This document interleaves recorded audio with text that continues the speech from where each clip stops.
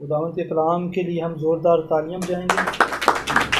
और इसके साथ ही मैं ताजी से बात से बात करूँगा तो सामने आना कलाम के कलाम हम सबके साथ करेंगे।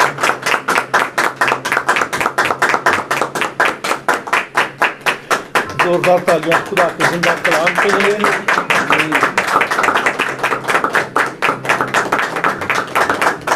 खुदा यीशु मसीह में आप सबको सलाम।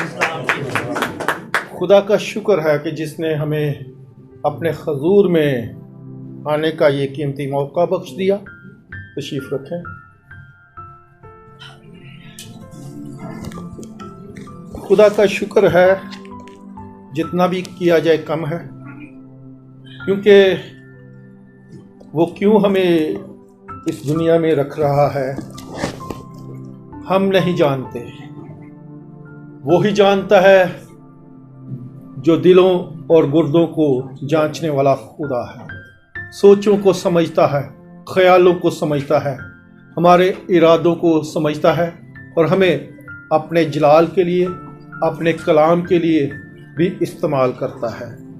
खुदा का शुक्र है कि उसने हमें अपनी जिंदों की ज़मीन पर रखा। ये आपको जिंदों की ज़मीन पर रखने के लिए एक तोहफा है खुदा का। आपको जितने भी लोग छोटे से लेके बड़े तक आज तक जितने भी मौजूद हैं ना, ये खुदा की तरफ से आपको तोहफा है। आप परदेसी हैं और मुसाफिर हैं इस दुनिया में, और आप इसी को जब अपने जहन में, दिल में, ख्यालों में, बातों में, सोचों में रखेंगे तो खुदा आपकी हर सोच को अपनी सोच बना लेगा। क्योंकि जब भी यीशु आता है, आज का कलाम भी कुछ इसी तरह से है। यीशु जब भी आता है मौजूदा हो जाता है। आज जो कलाम है वो बाइसे बरकत होगा। कलाम तो है ही बाइसे बरकत, लेकिन खुदा जैसे जैसे मुझे इस्तेमाल करेगा कि जिसकी भी जिंदगी में यीशु आया है, कैसे वो तब्दील हुआ है, कैसे वो चेंज होता है, और खुदा ही है जो चेंज कर सकता है।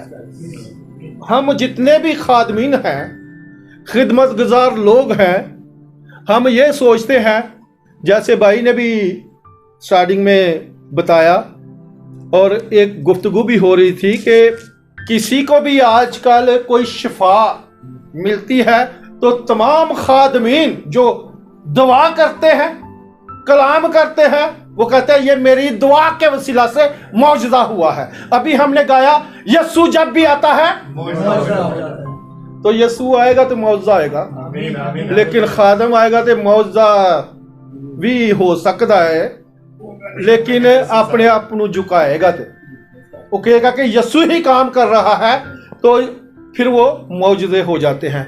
हम कलाम मुकद्दस में से आज कलाम आप खोल के रखें। कलाम से ज़्यादा बातें होंगी, कलाम के हवाले ज़्यादा पढ़े जाएंगे तफसील से, क्योंकि वो समझाया जाएगा वो कलाम के वसीला से। एक पहली मुकद्दस मत्ती की इंजील, उसका 9 बाब, उसकी 35 आयत से हम शुरू करेंगे और आगे जाके देखेंगे कि ये यीशु क्या कर रहा है, क्या तालीम दे रहा है, क्या मुनादी कर रहा है। मुकद्दस मत्ती की इंजील उसका 9 बाब 35 आयत पढ़े। क्या? और यीशु सब शहरों और गांवों में फिरता रहा और उनके इबादत खानों में तालीम देता और बादशाही की खुशखबरी की मनादी करता और हर तरह की बीमारी और हर तरह की कमजोरी दूर करता रहा। आमीन आमीन। ये कौन था? यीशु मसीह। यीशु मसीह। अभी इसलिए ये हवाला आया है कि यीशु मसीह क्या है? खादम बना हुआ है, इस वक्त नौकर बना हुआ है, अपने लोगों के लिए नीशा हो गया है, अपने लोगों को शिफा देने के लिए, बीमारी से, कमजोरी से आजाद करने के लिए इस वक्त वो जमीन पर था। और जैसे ही वो जमीन से मुश्किलात को, परेशानियों को, बीमारियों को, कमजोरियों को क्या कर रहा है? खत्म कर रहा है, दूर कर रहा है। कौन सी मुनादी कर रहा है? बादशाही की खुशखबरी की मनादी करता। खुशखबरी क्या है? तौबा करो, हमेशा की जिंदगी। चलें, वो भी मानता हूं, वो भी मानता हूं। खुशखबरी ये है खुदा की अनजील, खुदा का कलाम, खुदा का कलाम, खुदा की सोचें, खुदा का फजल, ये है खुदा की खुशखबरी। जब आपके पास खुदा की खुशखबरी है तो मौजूदे होने शुरू हो जाएंगे। आमीन, आमीन। जब आपके पास दुनियावी खुशखबरी है तो मौजूदा कोई भी नहीं हो सकता। जैसे जैसे हम कलाम में आगे बढ़ेंगे, आप निकाले मरकस की अंजील उसका 5 बाब के खुदा वाकई जहां जहां भी गया, यहां पर लिखा गया है वो शहरों में, गांव में क्या कर रहा था? फिर रहा था, फिरता है, जाता है और क्या कर रहा है? हर तरह की बीमारी, कमजोरी क्या कर रहा है? दूर करता है। ये तो नहीं कह रहा कि कोई और काम करूंगा मैं। आजकल तो बहुत से ऐसे दुनिया में काम हो रहे हैं। मरकज की इंजील निकाल लिया आपने? जरा इसको पढ़ना शुरू करें। 5वें बाब की पहली आयत से। और वो झील के पार ग्रासीनियों के इलाका में कहां पर पहुंचा? ग्रासीनियों के इलाका में। ये पक्की बात होगी ना, शहरों में फिर रहा है, गांवों में फिर रहा है, इलाकों में फिर रहा है। आगे अभी यहां पर वो पहुंचा, अभी क्या हो गया? वहां पर पहुंच गया और क्या होना है? यहां पर मौत होना है, यहां पर शिफा मिलनी है, वहां पर जकड़ा हुआ आजाद होना है, यहां पर जो पकड़ा हुआ था, बदरूहों में गिरफ्तार था, वो आजाद होना है, यहां पर वो इंसान जो कब्रों में, पहाड़ों में, अगारों में रहता था, वो आजाद होना था। यीशु वहां पर पहुंच गया। हालेलुया। आगे पढ़े क्या लिखा है? और जब वो कश्ती से उतरा तो फिलफौर क्या हो गया? फिलफौर यानी फौरन। एक क्या कौन है? एक आदमी जिसमें नापाक रूह थी कब्रों से निकलकर उससे मिला। हालेलुया। वो कब्रों से निकल आया। कब्रों में तो मुर्दे होते हैं, ये जिंदा इंसान कब्रों में रहा। इसमें क्या थी? एक भाई ने कहा पाक दिल, और उसने कहा हमारी जुबान में कौन सा दूसरा लफ्ज? गंदा दिल, नापाक। यहां पर लिखा है नापाक। नापाक जो रूह थी उसके अंदर, यानी गंदी, वो भी लगा सकते हैं, पंजाबी का लफ्ज है। गंदी रूह यानी नापाक रूह उसके अंदर थी। आगे बढ़े क्या है?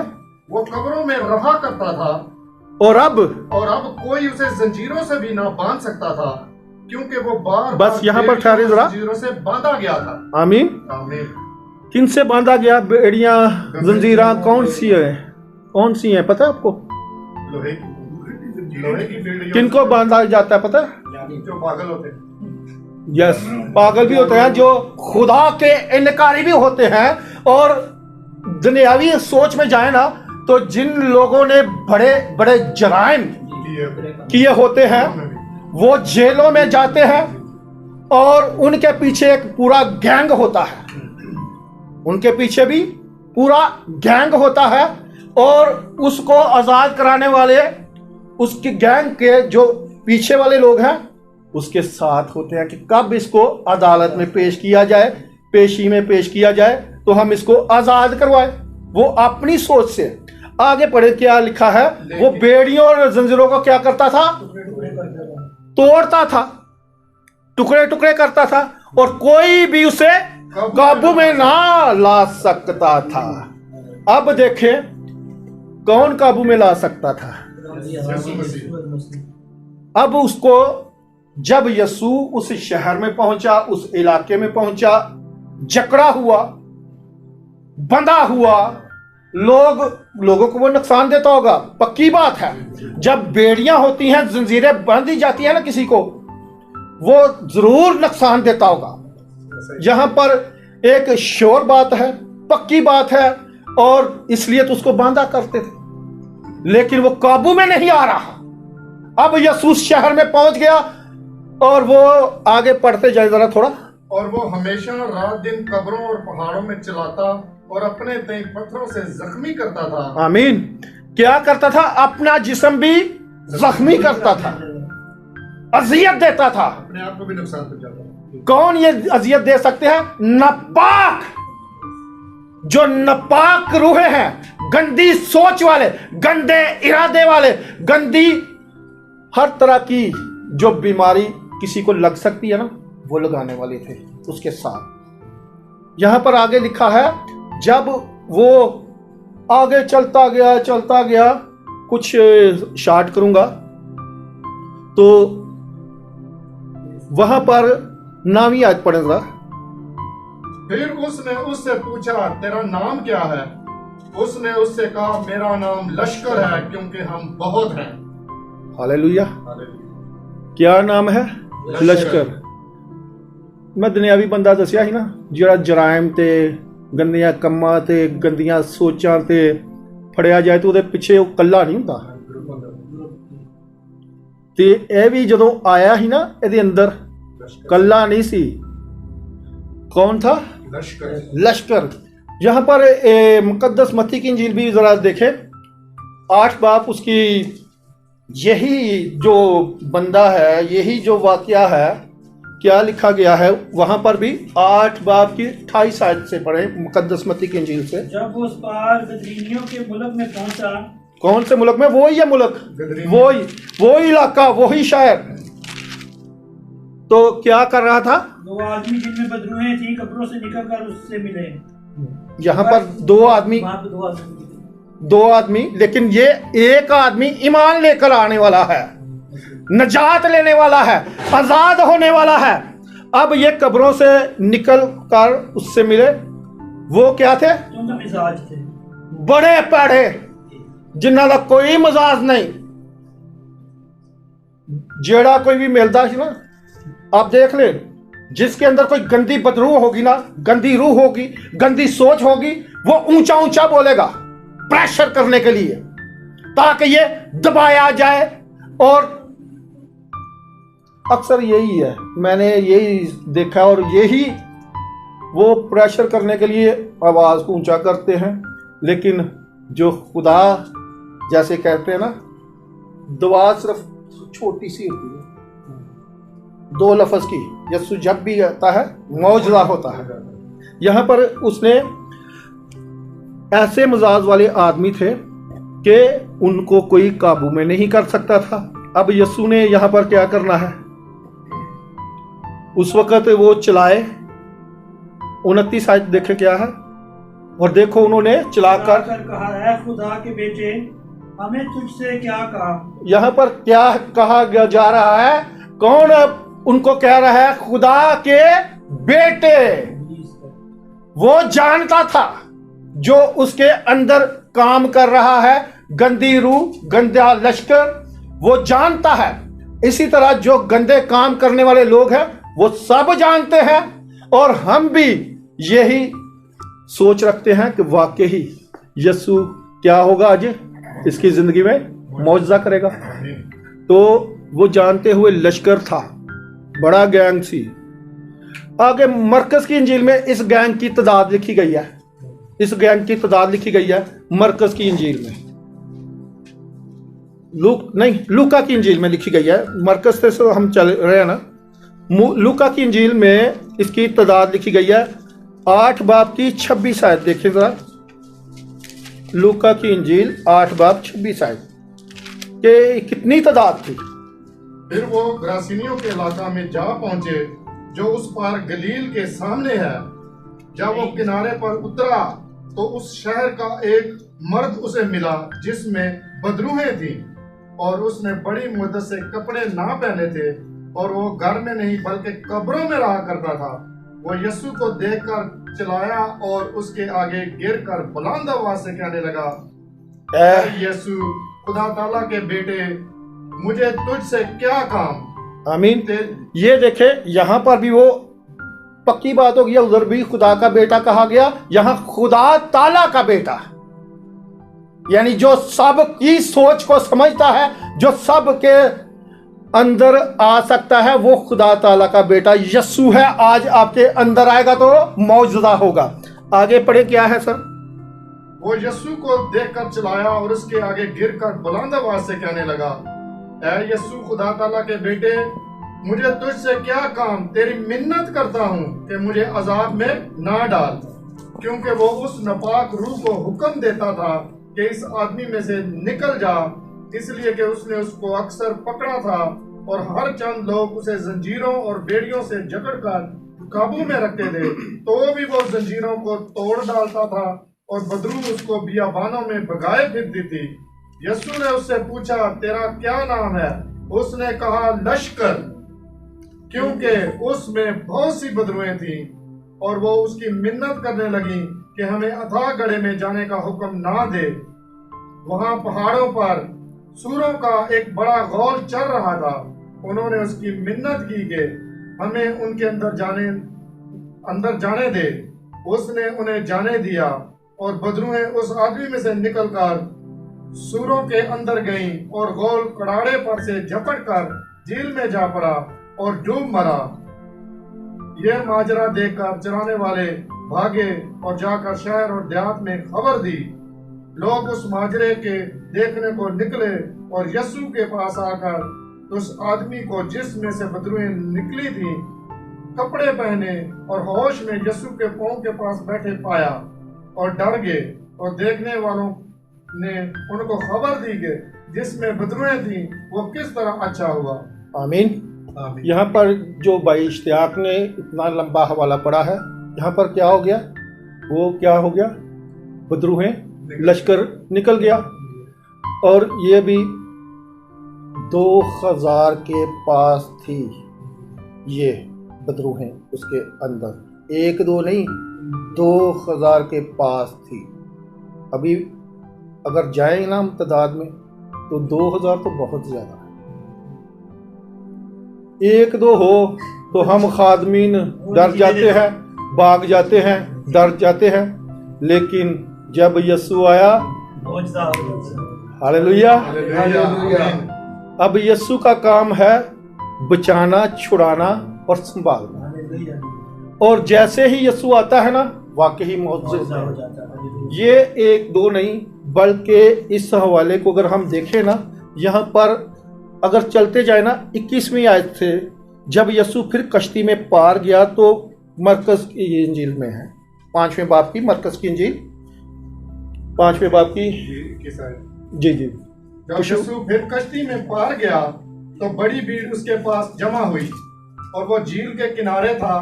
और बादखाना के सरदारों में से एक शख्स सी बीमारी थी कि वो डरती थी, कांपती थी, क्योंकि शरीयत के मुताबिक उन दिनों में खुदा की हैकल में नहीं आ सकती वो औरतें। अगर आएंगी तो उनको संसार किया जाएगा, मार दिया जाएगा। और मार दिया जाएगा तो फिर क्या होगा? इसलिए वो डरती हुई, कांपती हुई क्या हुआ? आई, भीड़ में से आई और क्या करती है? उसकी पोशाक छू लेती है। और पोशाक छूने से ही उसकी जिंदगी में मौजूदा हो गया। जैसे ही वो मौजूदा हो गया, शिफा पा गई, तो अब यीशु का काम देखें। कहता है कि मेरे अंदर से एक कुव्वत निकली है, मुझे किसी ने छुआ है। क्योंकि मेरी जिंदगी ऐसी है कि मैं दुनिया में अजीब काम करने के लिए आया हूं, मौजज़े करने के लिए आया हूं, शिफा देने के लिए आया हूं। तो वो औरत क्या है? कांपती हुई उसके पास आ गई और उसने बताया, क्या बताया? एक फार्मूला बताया, एक फार्मूला बताया कि ऐ औरत, सलामत चली जा। फिर से क्या करना? ऐ औरत क्या कर? किधर चली जा? सलामत है? वो सलामत तो चली गई होगी। फरिश्ते का लिबास ओढ़े हुए हैं, अपने आप को फरिश्ते बना लेते हैं। आजकल के खुदा भी कहता है, मैं तुम्हें भेड़ों के अंदर, भेड़िए भी तुम्हें नजर आएंगे। जो भेड़े हैं ना, भेड़े आवाज सुनती हैं, भेड़े बाड़े के अंदर रहती हैं, भेड़े अपनी एक चरवाहे के पीछे चलती हैं। और भेड़िए क्या हैं? उडारियां मारते ने, मशवरे देंदे जे चंगे तो ही भैड़े ते ले आंदे ने। और जब वो होते हैं ना बेड़िए, वो भी कौन है? अबलीस के बेटे, अबलीस की पैरवाई करने वाले। वो बेड़ों को आराम से नहीं रहने देंगे। वो कहेंगे ये भटके, और जिस लाइन पे ये चल रही है ना, अब यीशु ने तो दुआ दे दी है, आपकी जिंदगी में शक नहीं होना चाहिए। भाई ने एक आयत पढ़वाई थी कि अगर ईमान रखो और शक ना करो तो इस पहाड़ से कहो कि उखड़ जा और सिड़क जा और समुद्र में जा पड़, तो तुम्हारी मान लेगा। और जैसे ही आपकी जिंदगी में मौजूदे हो जाए तो आप शक ना करें कि अब ये दोबारा कभी भी मेरी जिंदगी में नहीं आएगा, क्योंकि मुझे यीशु ने शिफा दी है। आप जब भी ऐसा सोचेंगे तो यीशु आपकी जिंदगी में अजीब और जलाली काम करेगा, और वो करता है।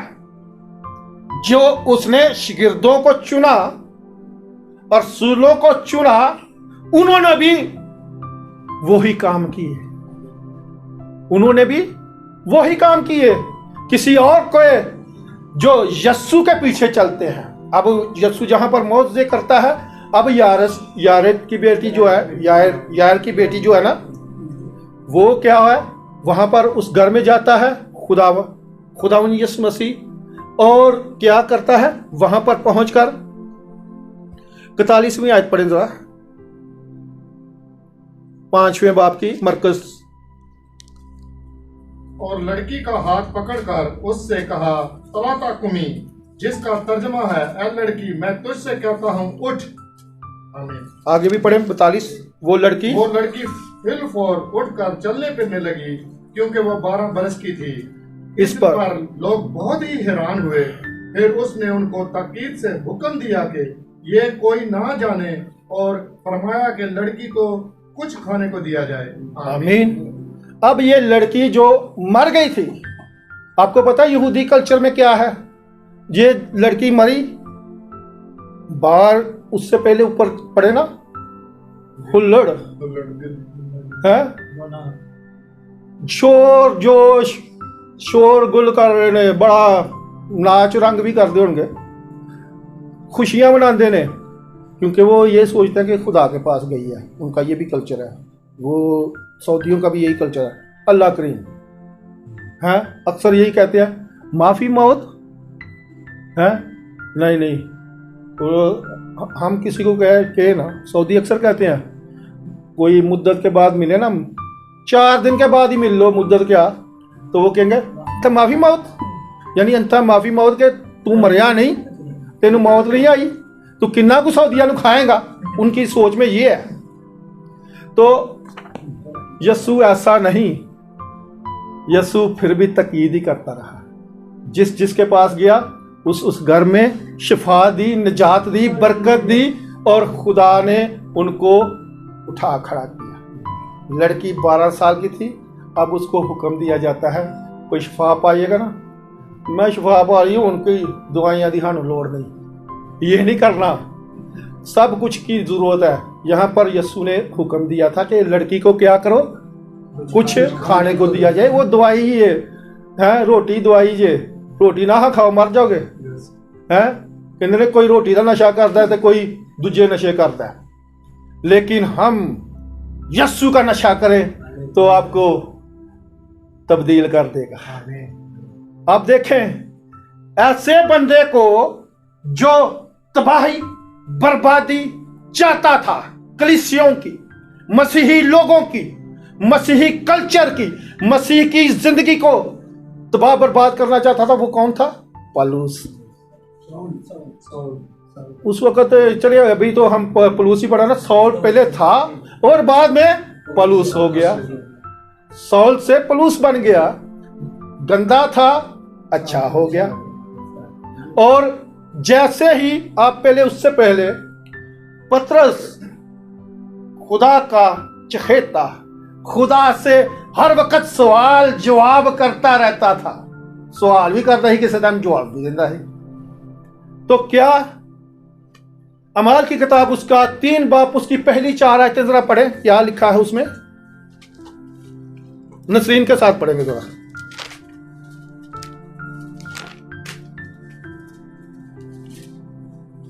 3 बाब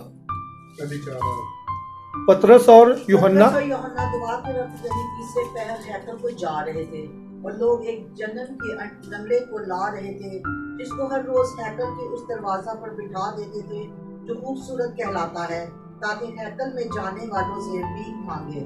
जब उसने पतरस और यूहन्ना को हैकल में जाते देखा तो उनसे भीख मांगी। पतरस और यूहन्ना ने उस पर गौर से। अभी ये देखें, पतरस और यूहन्ना ने क्या कहा? पतरस और यूहन्ना ने उस पर गौर से क्या की? और पतरस ने कहा हमारी, आगे 5वीं भी पढ़े जरा। वो उनसे कुछ मिलने की उम्मीद पर उनकी तरफ मुतवज्जो हुआ। आमीन। ये देखें जरा, अब किसी को कहेंगे ना, जैसे मैंने अभी नसरीन को कहा कलाम पढ़, अब ये मेरी तरफ मुतवज्जो होनी शुरू हो जाएगी। जैसे ही ये मेरी तरफ मुतवज्जो होगी, अब इसको कुछ उम्मीद होगी कि ये खुदा का कलाम सुना रहा है, खुदा का बंदा है, खुदा के लोग हैं, खुदा की पैरवाई करते हैं। अब वो मुतवज्जो हो जाएंगे। अब जैसे ही वो मुतवज्जो हो गए, पतरस ने कहा क्या? चांदी सोना तो मेरे पास है नहीं, मगर जो मेरे पास है मैं वो तुझे देता हूं। क्या देता हूं?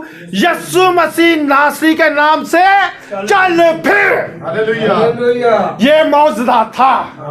हैकल में खूबसूरत दरवाजे के पास बैठे हुए उसको बता रहे थे, देख रहा था। अब वो मतवज्जो हो गए। जब आप भी खुदा की तरफ मतवज्जो आज होना शुरू कर दे, नया साल आपकी जिंदगी में आ गया है और 1 महीना गुजर गया है, 4-5 दिन बाकी है। अभी आपने, अब भाई क्या करना है? यहां पर क्या किया उसने? यीशु तो नहीं, उन यीशु तो नहीं सी। खादम की तरफ। हाँ जी, वो यीशु के शिगिर्द, यीशु के खादम। आज कहने असी पैरा है। ये देखें, ये क्या, किसकी तरफ मुतवज्जो हो गया? कलाम सुनाने वाले की तरफ। अगर कलाम नहीं सुनाते ना, वो कोई और बात कहते, ला भी मैं तेन पैसे देना, जा मीर हो जा। नहीं, उसने कहा मेरे पास नहीं है, चांदी सोना नहीं है, कुछ भी नहीं है, बल्कि जो कुछ मेरे पास है मैं तुझे वो देता हूं, उस नाम से जो सब नामों से आला बुजुर्ग है, जिसके आगे हर एक घुटना झुकेगा। हाँ आसमानियों का, हाँ जमीनियों का, सब उसके आगे झुकेंगे। और वो इसलिए तो उसको कहते हैं तू खुदा ताला का बेटा है, हमें वक्त से पहले अजाब में क्यों डालने आया है? यीशु आपको अजाब में नहीं डालने आता, यीशु आपको अजाब से निकालने आता है, आपकी जिंदगी में अजीब काम करने आता है, मौजज़ा हो जाता है। एक आयत जरा गाएं फिर। कसरत का मसा जब आता है तब शैतान भाग जाता है, यीशु जब भी आता है मौजज़ा हो जाता है, बंधन टूटेंगे जुए भी टूटेंगे। हालेलुया। वाकई आज बंधन टूटेंगे, जुए भी टूटेंगे। हमें आजाद होना है, हमें मतवज्जो होना है, हमें उसकी पैरवाई करनी है, हमें उसके सामने झुकना है, हमें उसके साथ मिलना है, ताकि खुदा हमारे ऊपर हमेशा रहम करम फजल करता रहे और गंदी तस्वीरें, गंदी बदरूहें, गंदे इरादे, गंदी सोचे दूर दूर भागे कि ये खुदा के लोग हैं, ये खुदा की प्रस्तिश करने वाले लोग हैं। और खुदा वाकई अपनी प्रस्तिश करने वालों को हमेशा अजीब और जलाली काम उनकी जिंदगी में करता है। ये अभी 2, 4, 5, 6 खुदा के मौजज़े दिखाए हैं, बताए हैं। अब एक और देख ले, इसी अमाल में 16 बाब में जाएं।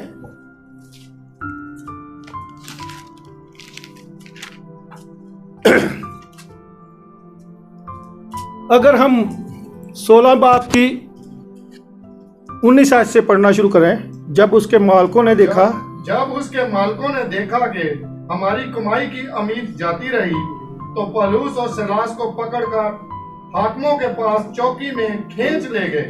चौक में, यानी खींच ले गए। चौक में खींच ले गए। चौकी तो चलो आगे आएगी, चौक तो बाद चौकी भी आएगी जे। हाँ, उन्होंने जरा जल्दी पहले पढ़ दिया तो कोई मसला नहीं। तो अब चौक से चौकी में उन्होंने जाना है। आपको बता दूं, अब ये चौक में कलाम सुना रहे थे और उनके पीछे एक, उससे पहले ऊपर पढ़े ना, एक ऐसी औरत पीछे लग गई जिसमें कौन सी रूह थी? गैबदाना, यानी कि ਤੁਹਾਡੇ ਮਸਲੇ ਮਸਾਇਲ ਦੱਸਦੀ ਸੀ, ਤੁਹਾਡੀਆਂ ਸੋਚਾਂ ਵੀ ਦੱਸਦੀ ਸੀ, ਗਲਤ ਮਲਤ ਵੀ ਦੱਸਦੀ ਸੀ ਤੇ ਤੁਸੀਂ ਬੜੇ खुश हैं। ਅਸੀਂ बड़े खुश। हथ बहाने से ना बचपन में हम सारे भी पढ़ने हैं। जुमे नूं एक ऐसी एक खबर आंदी सी, नए वक्त भी आंदी सी, जंग भी आंदी सी, हैं। फिर एक आंदा सी खबर जहां ਉਹਦੇ ਤੇ पूरे ਹਫ਼ਤਿਆਂ ਦੇ ਹਿਸਾਬ ਕਿਤਾਬ ਲਿਖੇ ਹੁੰਦੇ ਹਨ। हैं हथ वेंदे ਹਨ, हथ बहाने हैं। तू मैनू दस सकना ए सारिया गल्लां जो थे ना बचपन था है। हाँ, तोते से एक बात याद आई। एक दफा मैंने एक तोते की मिसाल दी थी, वो मेरे भाई शबाज ने मुझे याद करवाई। एक तोते की मिसाल है। एक तोता था, एक बंदे ने पाला हुआ, पिंजरे में कैद रहता था है। अपने मालक नू वेंदा रहिंदा, वो आजाद फिरदा रहिंदा, घुमदा रहिंदा। एक दिन वो ले जाना ही सफर ते ਉਹਨੂੰ ਕੀ ਕਹਿੰਦਾ कि मालिक पता नहीं होता, कोई ना होएगा, कोई ना कोई होएगा है।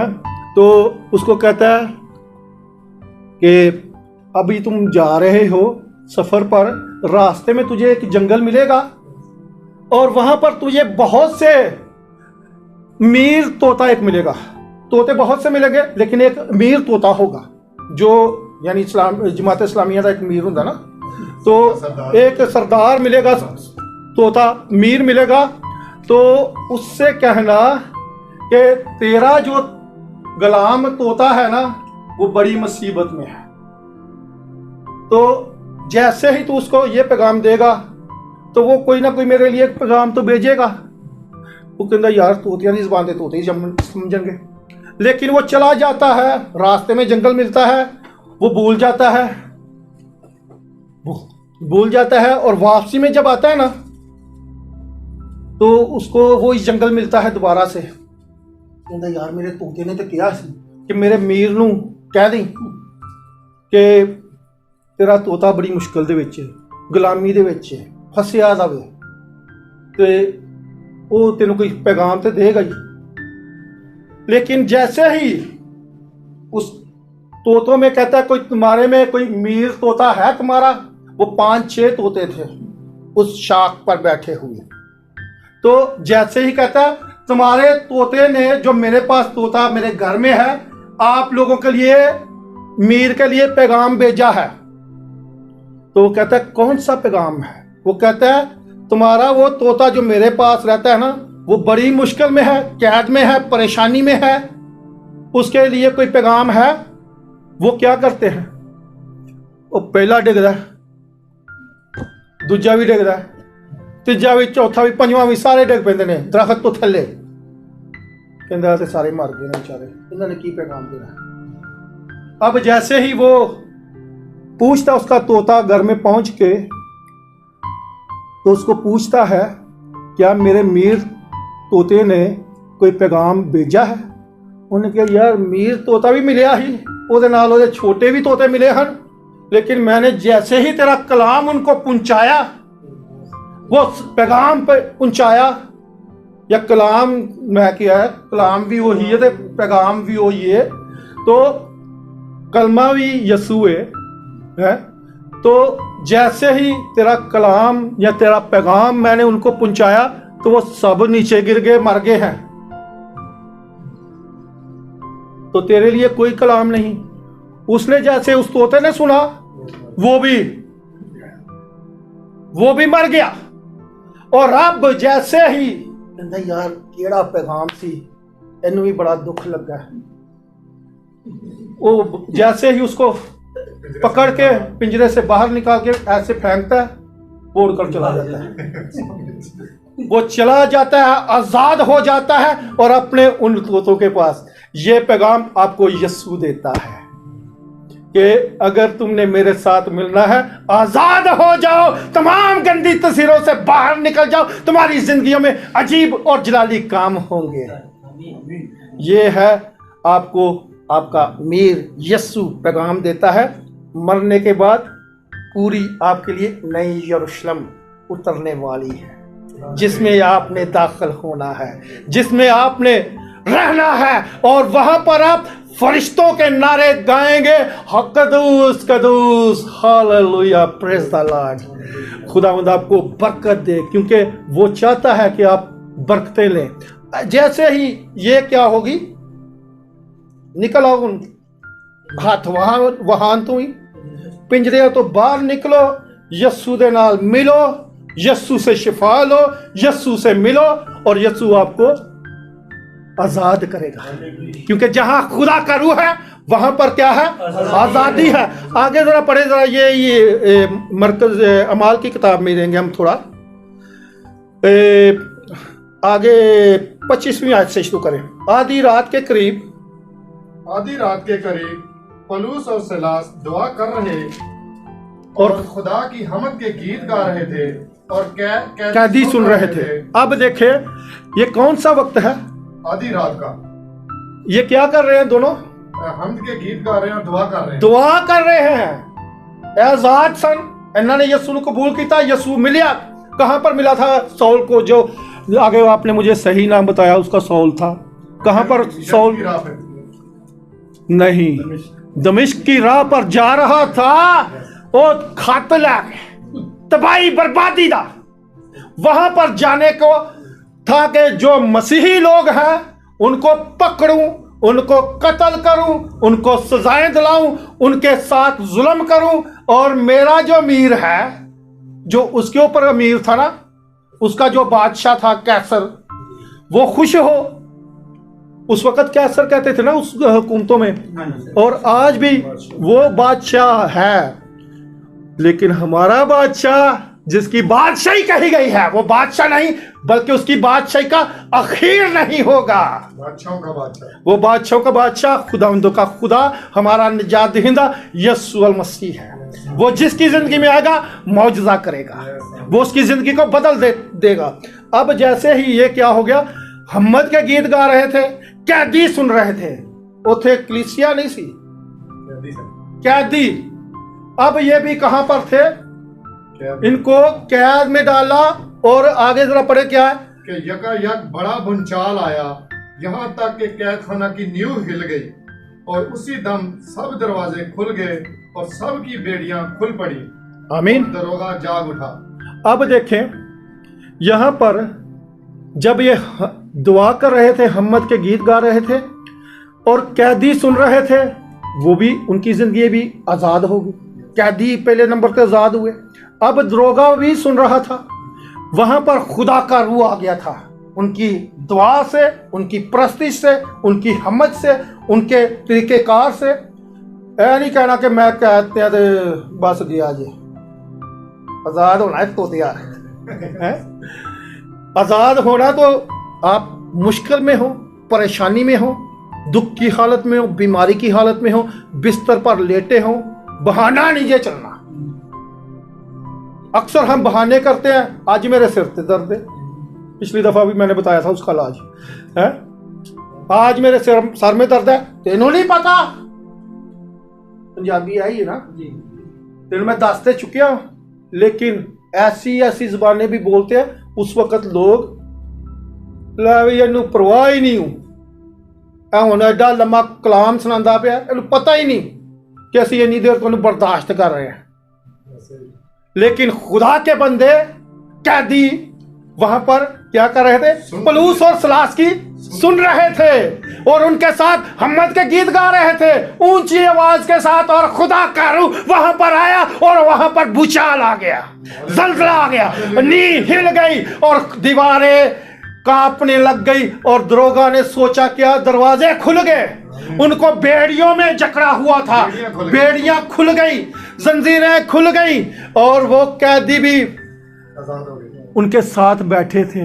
अब यहां पर हम देखेंगे, आगे स्टार्ट करूंगा मैं 31वीं आयत देखेंगे, नहीं पहले तो 28वीं आयत देखें। लेकिन पलूस ने बड़ी आवाज से पुकार कर कहा कि अपने तई नुकसान ना पहुंचा, क्योंकि हम सब मौजूद हैं। आमीन। अब यहाँ पर ये क्या करने लगा था, कैदी ने दरोगे ने देखा दरवाजे खुल गए हैं, कैदी भाग गए हैं, कोई उन्हें नजर नहीं आया, तो दरोगे ने क्या किया, अपने आप को मारना चाहिए। अपने आप को मारना चाहा। वो क्यों मारना चाहा था, कोई बताया? अपनी ताई को नुकसान ना दे, ना पहुंचा या ना दे, हम सब क्या है, मौजूद हैं। और दरोगा क्या है, आगे जरा पढ़े 30वीं आयत। और चिराग मंगवा कर अंदर कूदा और कांपता हुआ पलूस और सिलास के आगे गिरा और उन्हें बाहर लाकर कहा, ऐ साहिबो, मैं क्या करूं कि निजात पाऊं। आमीन। अब ये जिसको भी उसकी जान बख्शी जाती है ना, उसको आजाद किया जाता है। आजकल तो कोई नहीं ये पूछ रहा, कोई शफा पा लेना नहीं ये पूछ ले, वो चले जाते जे बस जेड़े काम आए हो गया, जो काम आए वो हो गया, अगे हाडे काम शुरू है। आगे क्या है, हमारे काम स्टार्ट। जेड़ा काम यसू ने करना ही उन्हें कर देता है, क्योंकि उसने ये भी जानता है ना कि खुदा किसी का तरफदार नहीं है। खुदा ने तो आर्डर देता है, तो कोई मानेगा कहाँ से मानना है, दिल से, रूह से, जान से। अपने बदन को भी उसको दे दे, अपनी जान को उसको दे दे, वो आपके बदन की, आपकी जान की फिक्र करता है। आगे जरा पढ़े कि मैं क्या करूं साहबो, ऐ साहबो, मैं क्या करूं कि निजात पाऊं। उन्होंने क्या कहा, उन्होंने कहा, खुदावन यस्सु पर ईमान ला तो तू और तेरा घराना निजात पाएगा। हालेलुया। तू और तेरा घराना निजात पाएगा। जो घराना कत्ल होने वाला था, मरने वाला था, वो हलाक होने वाला था, मुश्किल में आने वाला था, अब यस्सु ने वहां पर चमत्कार कर दिया, यस्सु ने वहां पर मौजूदा कर दिया, उस पूरे घराने को बचा लिया। और जैसे ही वो घराना बच गया, और वो 35वीं आयत पढ़े जरा। जब दिन हुआ तो फौजदारी के हाकिमों ने हवालदारों की मार्फत कहला भेजा के उन आदमियों को छोड़ दे। आमीन। उन आदमियों को छोड़ दे। चौंक तो हवालाते आए, चौकी दे आए, चलो चौंक से चौकी पर आए, अंदर बंद, दरवाजे बंद, दरवाजे खुल गए। यस्सु ते ईमान रखना, यस्सु ते इत्काद रखने से। तो जैसे ही वो गए, उन्होंने चौंक ते मुनादी की, ਉਹਨੂੰ ਹੀ ਆਜ਼ਾਦ ਕੀਤਾ, उस औरत ਨੂੰ ਜਿਹੜੀ ਤੁਹਾਡਾ फ्यूचर ਦੱਸਦੀ ਸੀ। उस तो ऊपर भी जाएंगे तो एक किरमची बेचने वाली, फूल बेचने वाली, उसको भी आजाद किया, वो भी उनकी तरफ मुतवज्जो हुई, और उसको भी उन्होंने ये कहा कि बपतिस्मा ले, तू निजात पाएगी। यहां पर भी इसने भी सवाल किया, जैसे यीशु आपको शिफा देता है ना, आपकी जिंदगी तब्दील करता है, आपके अंदर सवाल आते हैं, तो उन्होंने, उसने सवाल किया, नजात यस्सु दे को, वो आया ही इसलिए था ताकि, कहां से शुरू किया था मैंने, कोई बता सकता है कि भूल गए हो?